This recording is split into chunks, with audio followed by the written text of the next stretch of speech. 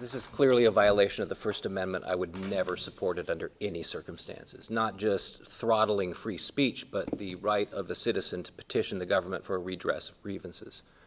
It's no way in hell I'd ever support any policy to muzzle the public. The mayor runs the meeting.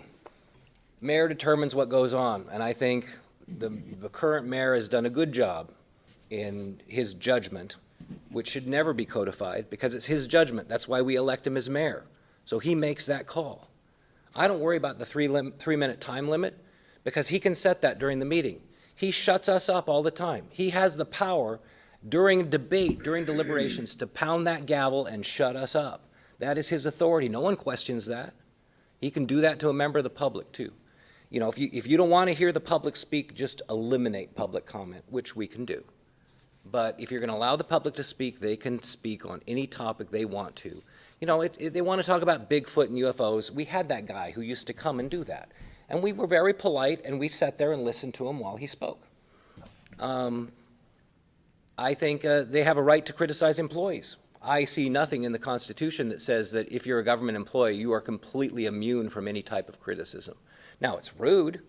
I would prefer they didn't do that. And I actually think the mayor has the authority to say, please don't mention individuals by names, which again is his call or her call. So I can't abide this. What it reads to me in whole right now is that we're saying you can come and make public comments to the city of Coeur d'Alene as long as you say things we like. And that is just government censorship right out of a totalitarian nightmarish hell that I don't want to live in. Reed versus the town of Gilbert was a decision made by the Supreme Court in 2015. It's why we changed our sign code. Because we used to have a sign code that applied restrictions to a political sign.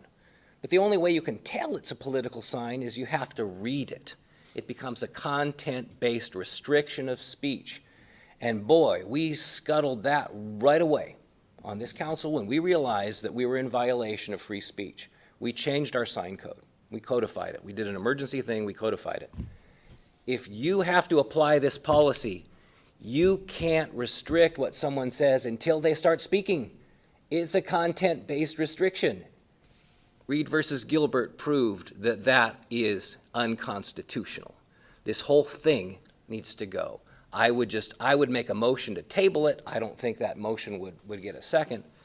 But I cannot, and I swore an oath to uphold the Constitution. I am not going to use my authority as a city councilman to throttle public speech. That's all I have to say.